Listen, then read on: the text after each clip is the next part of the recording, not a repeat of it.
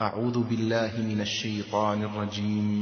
قل هذه سبيلي أدعو إلى الله على بصيرة أنا ومن اتبعني وسبحان الله وما أنا من المشركين. شهر رمضان الذي أنزل فيه القرآن هدى للناس وبينات من الهدى والفرقان، فمن شهد منكم الشهر فليصمه، ومن كان مريضا أو على سفر فعدة من أيام أخر، يريد الله بكم اليسر ولا يريد بكم العسر، ولتكملوا العدة ولتكبروا الله على ما هداكم ولعلكم تشكرون. السلام عليكم ورحمة الله وبركاته. بسم الله الرحمن الرحيم. الحمد لله رب العالمين، والصلاة والسلام على أشرف الأنبياء والمرسلين وعلى من تبعهم بإحسان إلى يوم الدين. محترم حاضرین، الحمدللہ اللہ کے فضل و کرم سے ہم نے آج کی تراویح کی نماز میں قرآن مجید کو ہم نے سنا کہ وہ مکمل ہوا۔ اللہ رب العالمین کا بہت شکر ہے، اللہ رب العالمین نے ہمیں سننے پڑھنے کی توفیق دی، جو کہ پیارے نبی صلی اللہ علیہ وسلم کی سنت تھی۔ آپ صلی اللہ علیہ وسلم ہر رمضان جبریل امین کے ساتھ قرآن مجید سننے اور سنانے کا عمل کیا کرتے تھے، الحمدللہ۔ آئیے حضرات، میں آپ کے سامنے قرآن مجید کے واقعات میں سے 3 واقعے لے کر حاضر ہوا ہوں۔ سورہ احزاب کے اندر اللہ رب العالمین نے فرمایا، اعوذ باللہ من الشیطان الرجیم، ما جعل اللہ لرجل من قلبین فی جوفہ وما جعل أزواجكم اللائي تظاهرون منهن أمهاتكم وما جعل أدعياءكم أبناءكم ذلكم قولكم بأفواهكم والله يقول الحق وهو يهدي السبيل۔ یہ سورہ احزاب کی آیہ نمبر 4 ہے۔ اس آیت کے اندر اللہ رب العالمین نے 3 باتوں کا ذکر کیا ہے۔ سب سے پہلی بات تو یہ ہے، 3 باتیں اور 3 واقعات ہیں، 3 کہانیاں۔ ایک واقعہ یہ ہے کہ 2 دل والے انسان جو یہ دعویٰ کرتا تھا کہ میرے پاس 2 دل ہیں، وہ ایک واقعہ ہے۔ دوسرا یہ ہے زہار کا مسئلہ، زہار کس کو کہتے ہیں۔ تیسرا مسئلہ یہ ہے، بلکہ واقعہ بھی اس کے اندر موجود ہے، لے پالک بیٹے کا واقعہ۔ آئیے سب سے پہلا واقعہ جو ہے، ما جعل اللہ لرجل من قلبین فی جوف، اللہ رب العالمین نے فرمایا کہ کسی انسان کے اندر اللہ تعالیٰ نے 2 دل نہیں رکھا ہے، 2 دل نہیں بنایا ہے اللہ رب العالمین کسی ذی روح کے لیے۔ ہر انسان جو بھی ذی روح ہے اس کے پاس ایک دل ہوتا ہے، آدمی اس سے سمجھتا ہے، سوچتا ہے، سب کچھ اس سے کرتا ہے۔ مدینے میں ایک آدمی تھا منافقین میں سے، وہ آدمی اپنے بارے میں یہ کہتا تھا کہ میرے پاس 2 دل ہیں، ایک دل جو مسلمانوں کے ساتھ ہے یعنی اسلام کو مانتا ہے، اور دوسرا دل کفار کے ساتھ ہے یعنی فریقین، مسلمانوں اور کفار دونوں کو خوش کرنے کے لیے یہ کہا کرتا تھا۔ منافق کا مطلب ہم جانتے ہیں کہ اوپر سے اسلام کا اظہار کرتا رہے اور اندر سے وہ کفر کو چھپا کر رکھیں۔ یہ اس آدمی کی تردید کرتے ہوئے اللہ رب العالمین نے یہ آیت نازل کی، ما جعل اللہ لرجل من قلبین فی جوفہ۔ اللہ رب العالمین نے کسی کے پیٹ میں یعنی کسی جسم کے اندر اللہ رب العالمین نے 2 دل نہیں رکھا ہے۔ ایک مختصر سا واقعہ تھا۔ اب آئیے ایک دوسرا واقعہ یہ ہے، اللہ تعالیٰ نے فرمایا، وما جعل ازواجکم اللائی تظاہرون منہن امہاتکم، وہ عورتیں جن کے لیے تم زہار کرتے ہو اللہ رب العالمین انہیں تمہیں ماں نہیں بنایا ہے۔ زہار کا واقعہ وہ کیا ہے ہم جانتے ہیں، سورہ مجادلہ کے اندر اس کی تفصیل ہے۔ سب سے پہلے ہم یہ معلوم کرتے ہیں کہ زہار کس کو کہتے ہیں۔ زہار کہتے ہیں کہ آدمی اپنی بیوی سے کہے کہ تو میرے لیے میری والدہ کی طرح ہے، تیری پیٹھ میری والدہ کی پیٹھ ہے.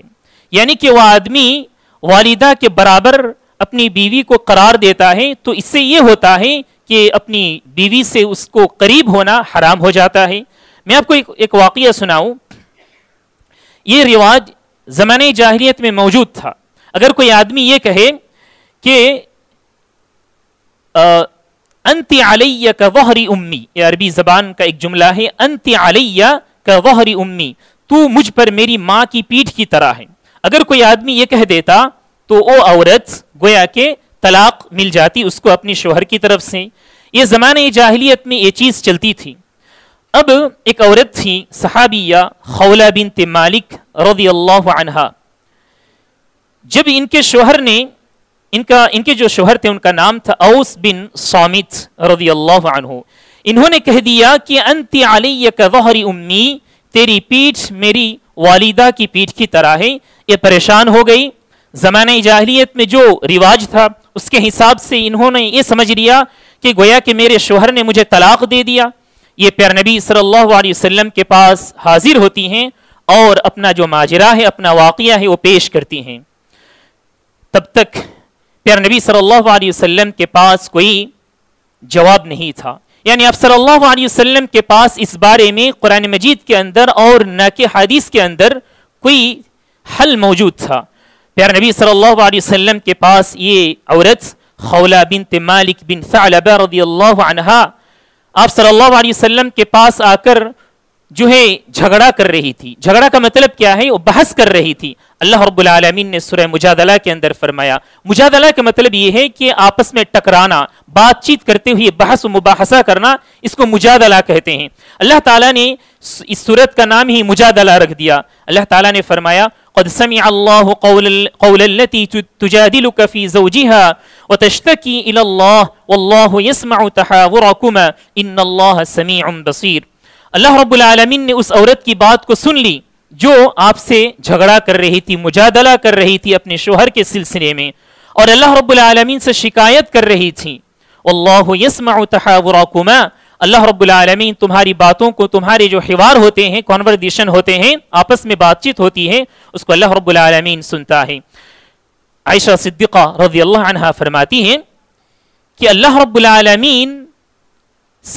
العالمین نے ان دونوں کی باتوں کو سن لی.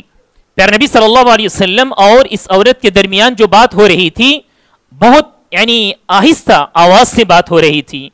لیکن یہ ہوا کہ میں گھر میں موجود تھی، میں نے پیارے نبی صلی اللہ علیہ وسلم اور اس عورت کی بات کو نہیں سنی. لیکن اللہ رب العالمین جو عرش پر موجود ہے، ساتواں آسمان کے اوپر عرش پر اللہ رب العالمین موجود ہے، اس اللہ رب العالمین نے اس بات کو سن لی. تو اس سے پتہ چلتا ہے کہ اللہ رب العالمین ہر چیز سے واقف ہے، چھوٹی بڑی. ہمارے اعتبار سے وہ چھوٹی بڑی ہوتی ہے، ہمارے اعتبار سے تفاوت ہے، اونچ نیچ ہے، لیکن اللہ رب العالمین کی طاقت کے سامنے کوئی چھوٹی اور کوئی بڑی کوئی چیز معنی نہیں رکھتی ہے.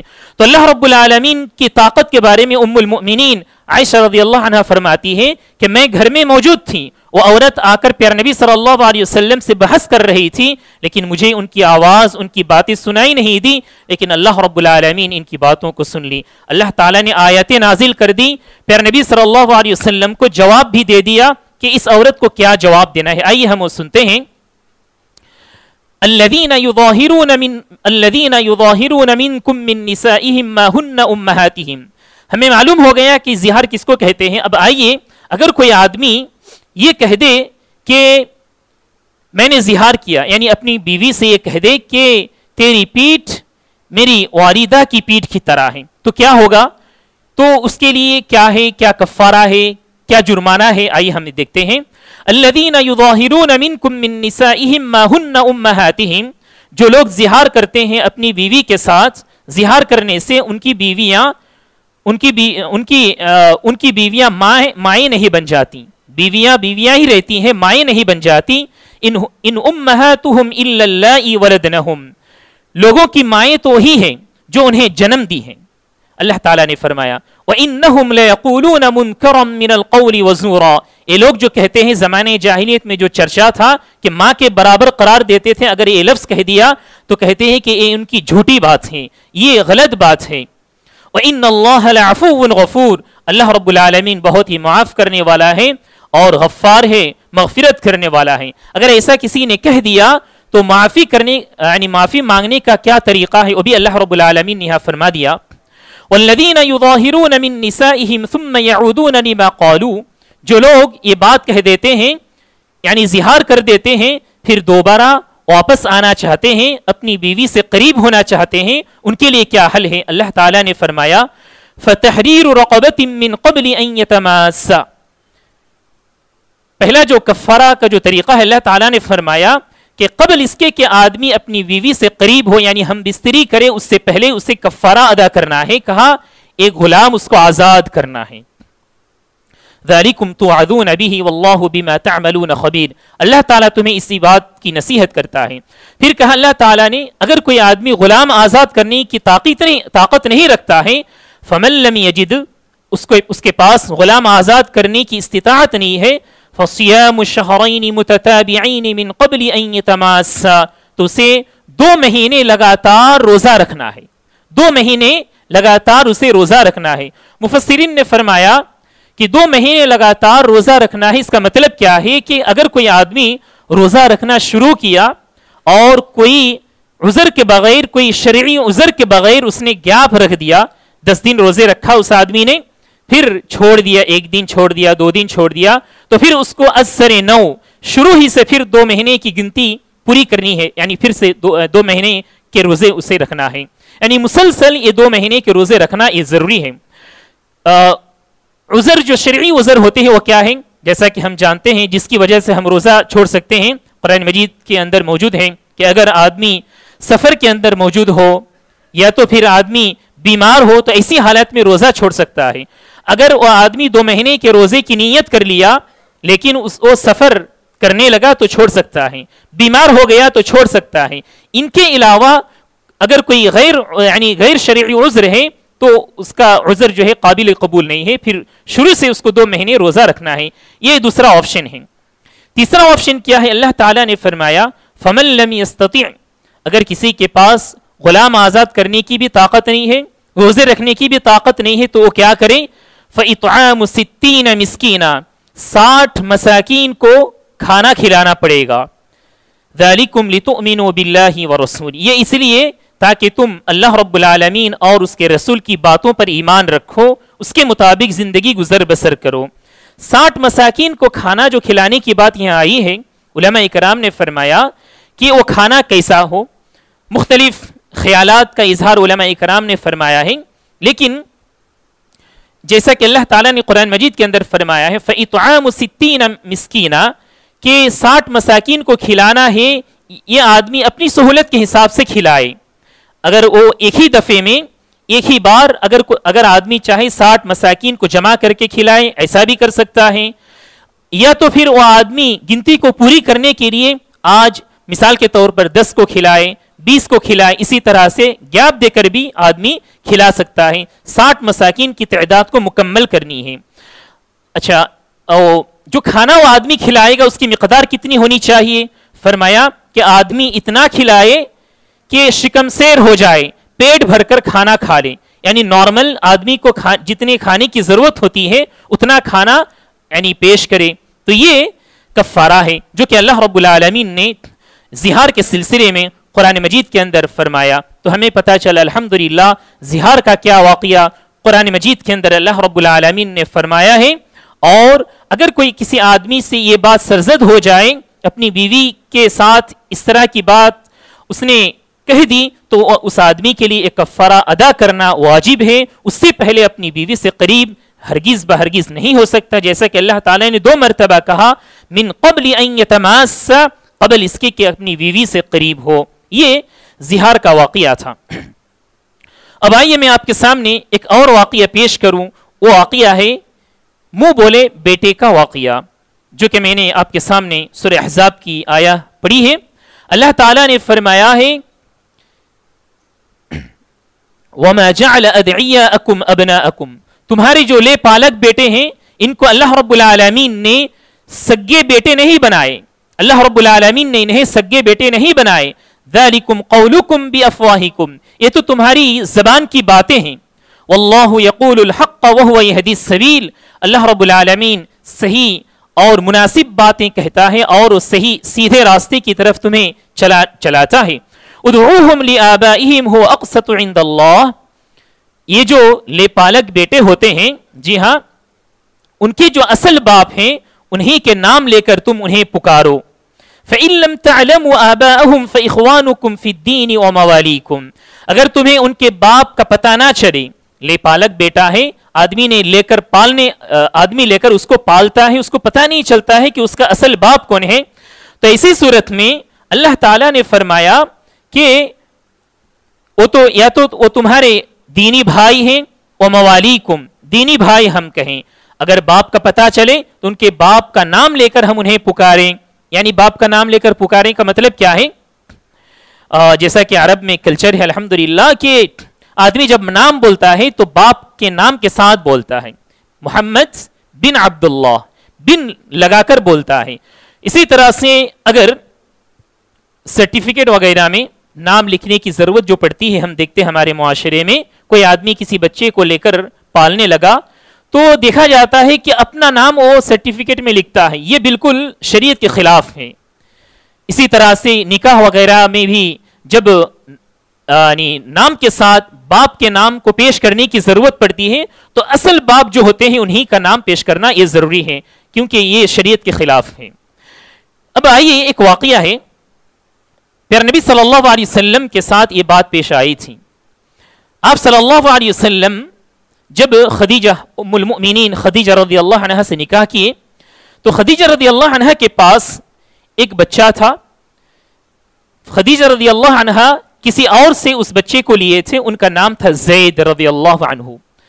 جب خدیجہ رضی اللہ عنہ پیارے نبی صلی اللہ علیہ وسلم کے نکاح میں آئی تو آپ صلی اللہ علیہ وسلم کو انہوں نے ہبا کر دیا، یعنی گفٹ دے دیا آپ صلی اللہ علیہ وسلم کو. زید رضی اللہ عنہ غلام تھے، اصل میں وہ غلام نہیں تھے، لیکن کسی وقت ایسا ہوا تھا کہ لوگوں نے انہیں لے کر بیچ دیا تھا تو تب سے وہ غلام ہو گئے. تو خدیجہ رضی اللہ عنہ نے پیارے نبی صلی اللہ علیہ وسلم کو زید رضی اللہ عنہ غلام کے طور پر ہدیہ میں دے دیے. آپ صلی اللہ علیہ وسلم نے کیا کیا تھا؟ زید رضی اللہ عنہ کو آزاد کر دیا، آزاد کر کے اپنے پاس رکھا، اپنی تربیت میں آپ صلی اللہ علیہ وسلم رکھتے تھے. اب لوگ زید رضی اللہ عنہ کو جب پکارتے تھے تو کہتے تھے زید بن محمد، زید بن محمد کہہ کر پکارنے لگے. یہ ایک عام کلچر ہو چکا تھا، لوگ ایسا ہی کیا کرتے تھے. لیکن اللہ رب العالمین نے آیتیں نازل کر دی قرآن مجید کے اندر کہ ادعوہم لآبائہم هو اقسط عند اللہ. اللہ رب العالمین کے پاس زیادہ مناسب بات یہی ہے کہ ان کے جو اصل باپ ہیں ان کے ساتھ انہیں پکارو. زید رضی اللہ عنہ کے جو اصل باپ تھے ان کا نام تھا زید بن حارثہ رضی اللہ عنہ. تو اللہ رب العالمین نے منع کر دیا کہ دوسرے کے نام کے ساتھ ملا کر نہ پکارا جائے. یہ زید رضی اللہ عنہ کا قصہ تھا. زید رضی اللہ عنہ سے ریلیٹڈ ایک اور بات بھی ہے. اس سے پہلے میں ایک اور بات بتلا دوں. جب یہ آیت نازل ہوئی کہ اصل باپ جو ہیں ان کے نام کے ساتھ تم پکارا کرو، ایک اور پریشانی آ گئی سالم رضی اللہ عنہ کو لے کر. ابو حذیفہ رضی اللہ عنہ کے گھر میں سالم رضی اللہ عنہ پلتے تھے، وہ بھی لے پالک بیٹے تھے. ابو حذیفہ رضی اللہ عنہ جو ہے انہیں بچپن سے لے کر پالتے تھے سالم رضی اللہ عنہ کو. تو پیارے نبی صلی اللہ علیہ وسلم کے پاس آئے اور کہنے لگے سالم بھی تو میرا لے پالک بیٹا ہے، اب پردہ بھی کرنا ہے، دیگر جو چیزیں ہیں ان کا بھی خیال رکھنا ضروری ہے. تو اس وقت پیارے نبی صلی اللہ علیہ وسلم نے جو ہے ان سے کہا تھا کہ اپنی بیوی سے کہو کہ انہیں رضاعت میں لے لیں. رضاعت میں لے لیں، رضاعت کا مطلب کیا ہے کہ کوئی عورت کسی بچے کو اپنا دودھ پلا دے. اگر دودھ پلا دیے تو جو سگا بیٹا ہوتا ہے، سگا بچہ ہوتا ہے، اس کے برابر ہو جاتا ہے. تو ایسا پیارے نبی صلی اللہ علیہ وسلم نے ایک حل بتلایا تھا. اس کے بعد یہ حضرات زید رضی اللہ عنہ کے بارے میں ایک اور واقعہ اسی صورت کے اندر اللہ رب العالمین نے فرمایا ہے. زید رضی اللہ عنہ کو لوگ پیارے نبی صلی اللہ علیہ وسلم کے سگے بیٹے کے برابر دیکھتے تھے. زید رضی اللہ عنہ کے نکاح میں زینب رضی اللہ عنہا تھی. زینب رضی اللہ عنہا، زینب جو ہے ایک بڑے خاندان سے ان کا تعلق تھا. پیارے نبی صلی اللہ علیہ وسلم نے کیا کیا تھا، زید کا نکاح زینب رضی اللہ عنہا سے قرار دیا تھا.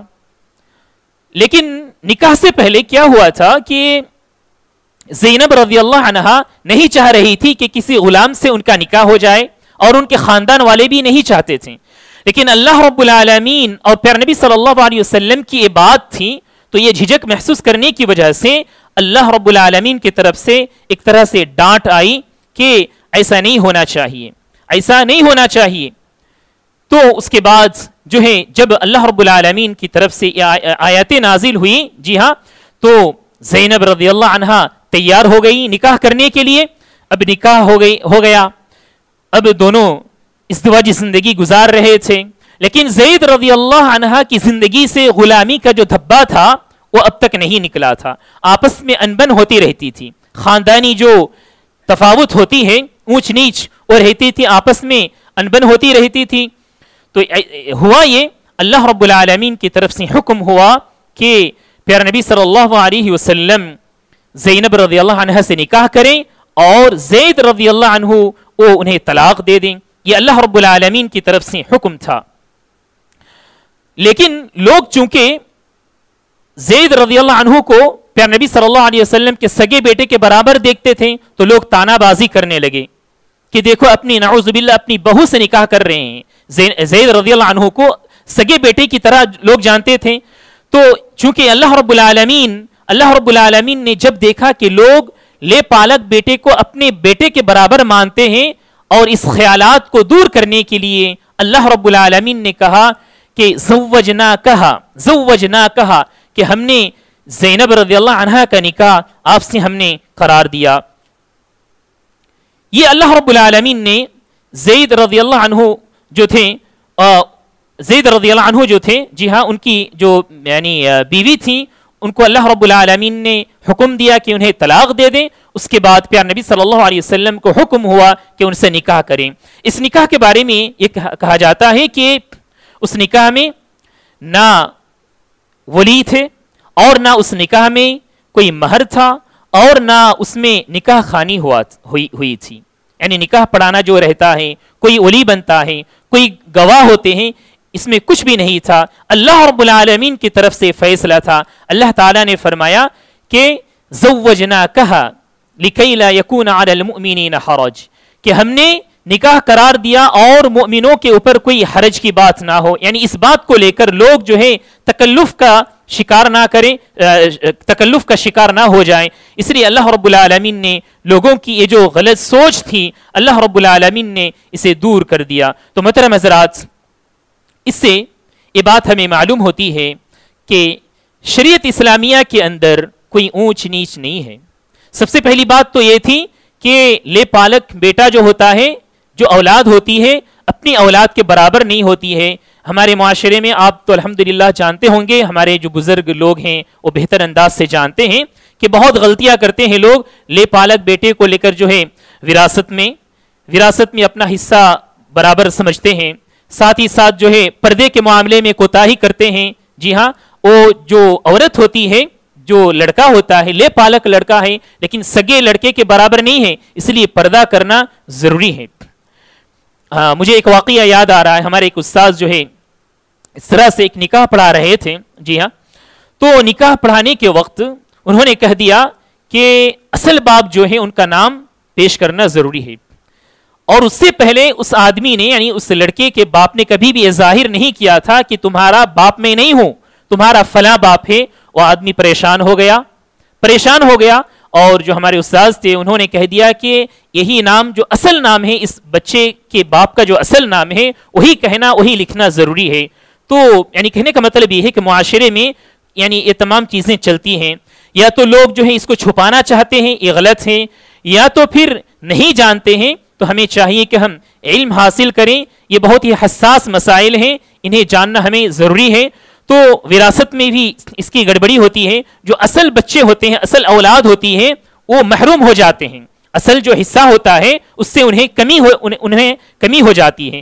لیکن ہاں، جو سگے جو بچے ہوتے ہیں ان کا جو حصہ ہوتا ہے انہیں تو ملنا ضروری ہے، ساتھ ہی ساتھ چونکہ اس بچے کو اس آدمی نے پالا ہے، بڑا کیا ہے، اس لیے وصیت کر سکتے ہیں۔ وصیت کر سکتے ہیں، وصیت کا مطلب کیا ہے؟ یہ چاہیں تو اپنی اولاد کو جو ہے نا کہہ کر یہ کہہ دیں کہ میں نے اپنے مال کا اتنا حصہ اس بچے کے لیے میں نے دے دیا، یہ وصیت کر سکتے ہیں، لیکن وراثت میں اس بچے کا کوئی حق نہیں ہوگا۔ تو یہ کچھ باتیں تھیں حضرات، اور ساتھ ہی ساتھ سبق کے طور پر یہ بھی بات ہم یاد رکھیں کہ شریعت اسلامیہ کے اندر کوئی اونچ نیچ کوئی نہیں ہے، تقوی کے اعتبار سے اللہ رب العالمین کے پاس اونچ نیچ ہے۔ ان اکرمکم عند اللہ اتقاکم، اللہ رب العالمین کے پاس سب سے عزت والا، سب سے اکرم اور مکرم کون ہے؟ جو سب سے زیادہ تقوی اور پرہیزگاری میں زیادہ ہے۔ تو یہ دوسرے لوگوں کے پاس ہو سکتا ہے کہ فلاں آدمی فلاں کاسٹ کا ہے، فلاں آدمی فلاں کاسٹ کا ہے، فلاں لیول کا ہے، لیکن اسلام کے اندر کوئی اس کی تفاوت نہیں ہے۔ ایمان اور دینی جو پرہیزگاری ہوتی ہے اس کے اعتبار سے اللہ رب العالمین آدمی کا مرتبہ اور عزت اٹھاتا ہے، بڑھاتا ہے۔ کچھ باتیں تھیں، اللہ رب العالمین سے دعا ہے کہ اللہ تعالی ہم تمام کو شریعت اسلامیہ کے مطابق زندگی گزر بسر کرنے کی توفیق عنایت فرمائے، آمین۔ وجزاکم اللہ خیرا، سبحانک اللہم بحمدک، اشہد ان لا الہ الا انت استغفرک واتوب الیک۔ السلام علیکم ورحمۃ اللہ وبرکاتہ۔